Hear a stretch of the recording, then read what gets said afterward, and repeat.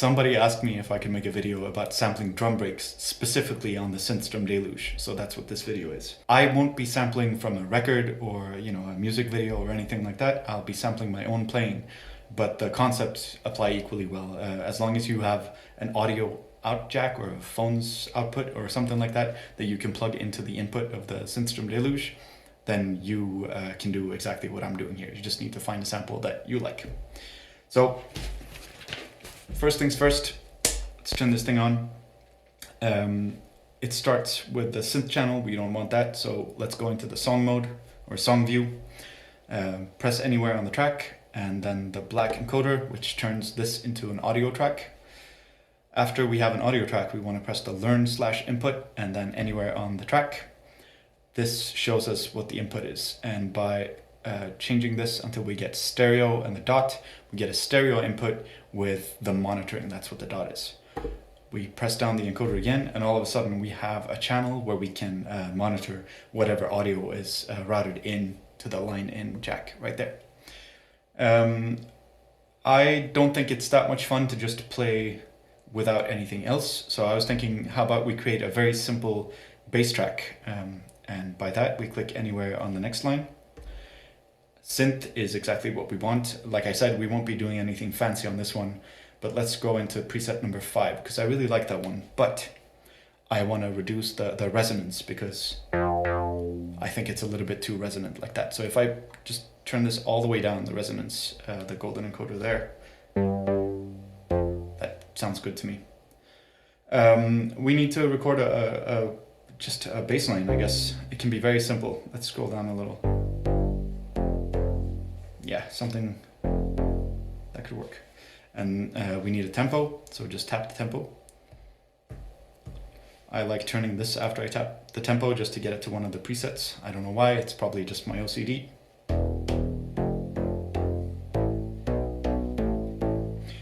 This one, the attack is a little too short, so you get that clicky sound. I'm just gonna dial this up a tiny little bit. Okay, and then shift and metronome turns the metronome on. And let's play a simple bass line. Record, play.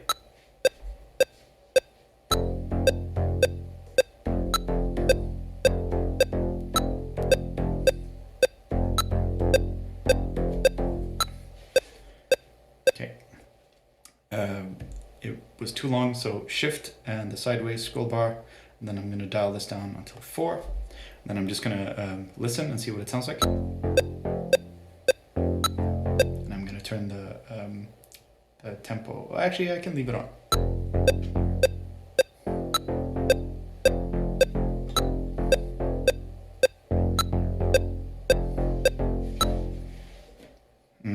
We need a melodic phrase towards the end there that goes up a little, I think. And then if I turn off the scale, I can get to that note which I want. Let's try this.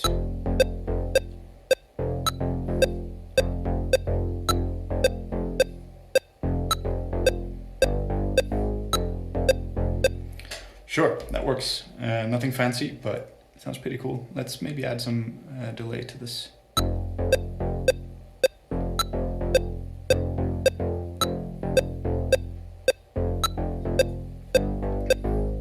Okay, then I need to play some drums. So this is the point where I need to go back into my audio track.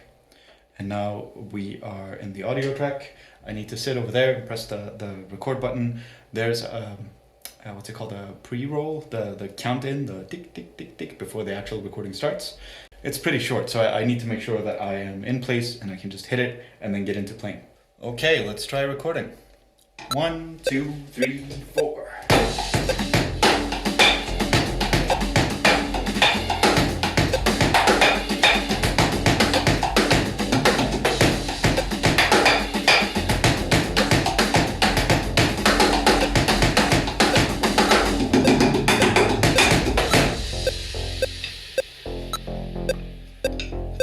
We've recorded the drums. Let's listen to what they sound like.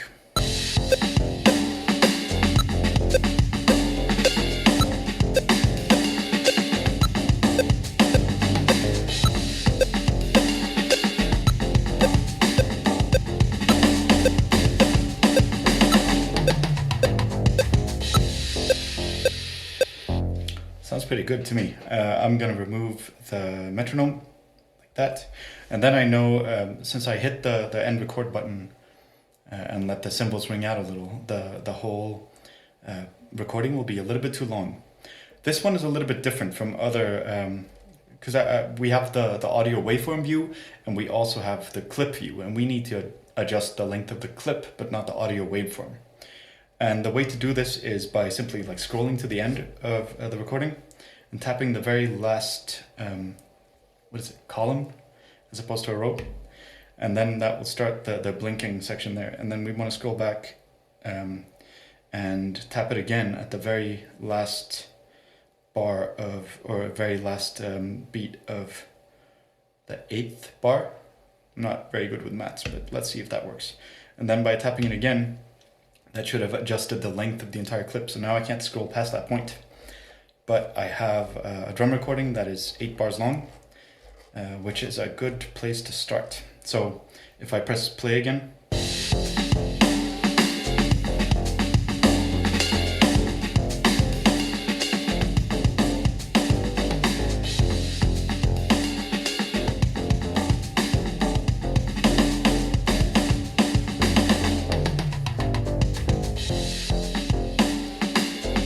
see that it loops around, which is exactly what we're after.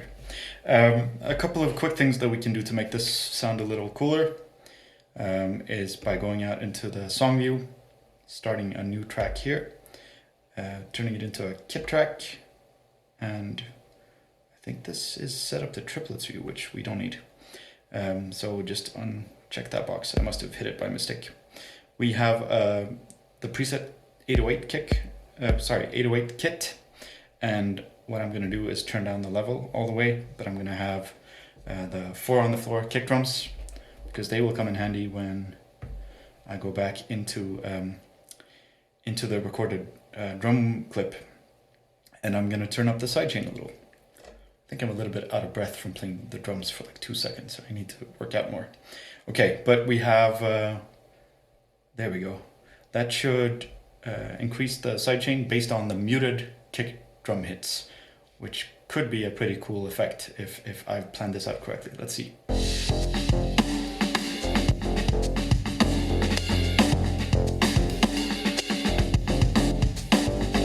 Yes, I'd like to adjust the sidechain a little bit, the volume ducking specifically. So by pressing shift and let's see, this one here, volume duck, I'm gonna turn this down a little bit. And then the release of the sidechain, shift, release, I'm gonna slow that down a little too. So turning the number up towards 50. Hitting it again, and let's see what it sounds like.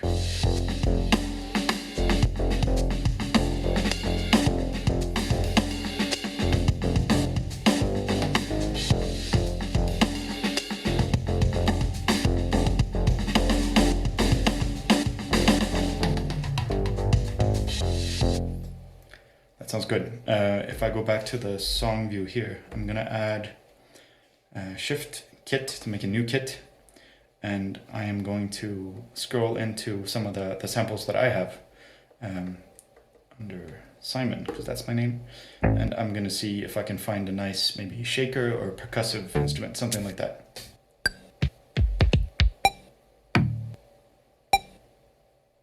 Yeah, this is from a Casio VL1. I sampled this from YouTube ages ago.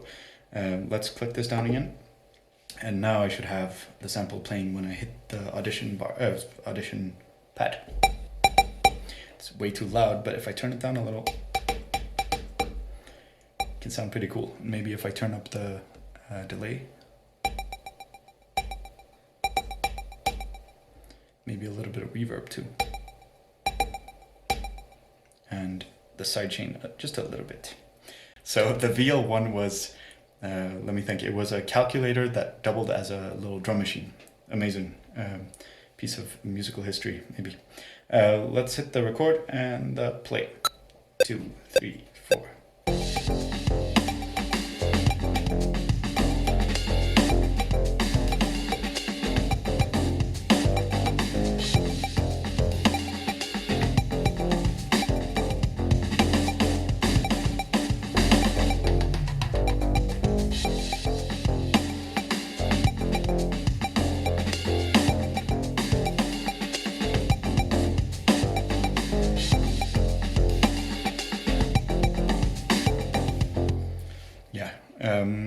Let's turn it down a little bit.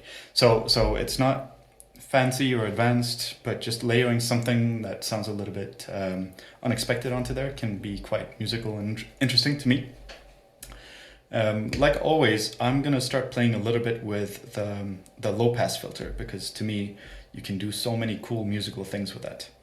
I'm gonna record some automation. So essentially just recording how I turn my filter sweeps up and down, and we'll see how that works. So record, sample, and play.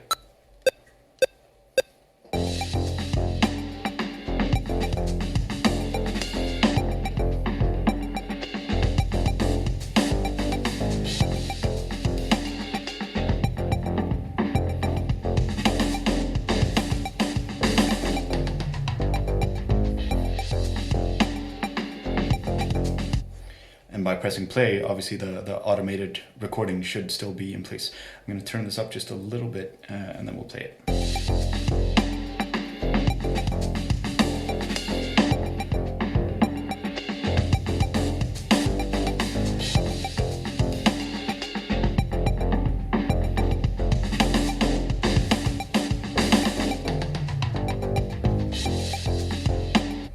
Interesting to me.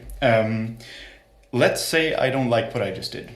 Then there's a nifty trick. If I press Shift, set this, to filter, press Shift and then the golden encoder, it deletes my automation. If I just play this now, the automation will no longer be there. See, it sounds just like it did when I recorded this. So let's try it again, because I think it's kind of fun to have something, and I went a little bit overboard with it when I recorded last time, so let's try it again. 1, 2, 3, 4.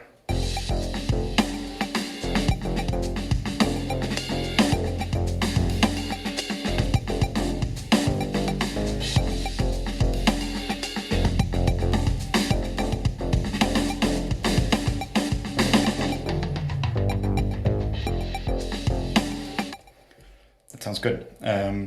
Go back to here. Now when I'm in the Songview, a nice shortcut is to just press and hold on any of the sort of instrument tracks or kit tracks or synth tracks, and you can adjust the settings for the entire track when still in Songview.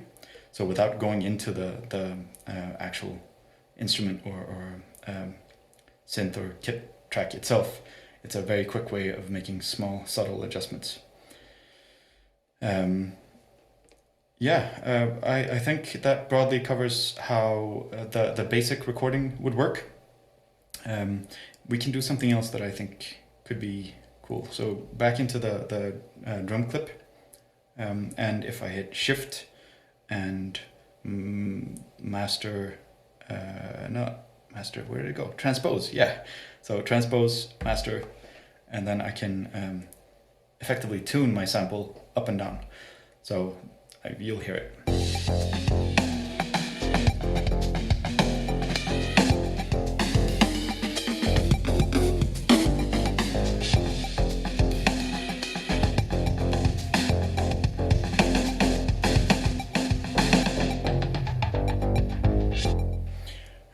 Other things that could be fun to do is adding a little bit of chorus. So set this to the moderate depth, click this one until you get a chorus, and then you can play with the depth and the amount over here.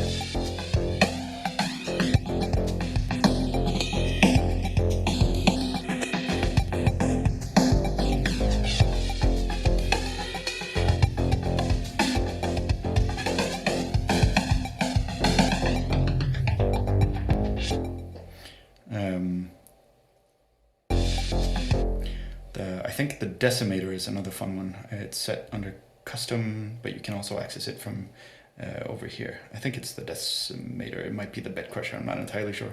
But this one.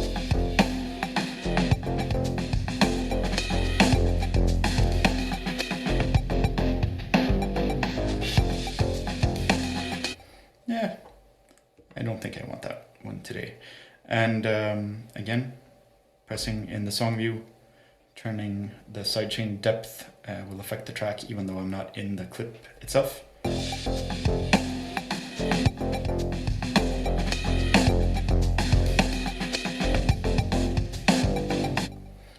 If I go back into the synth bass that we made, maybe we want to add just a little bit of sidechain, a little bit more of the reverb and delay.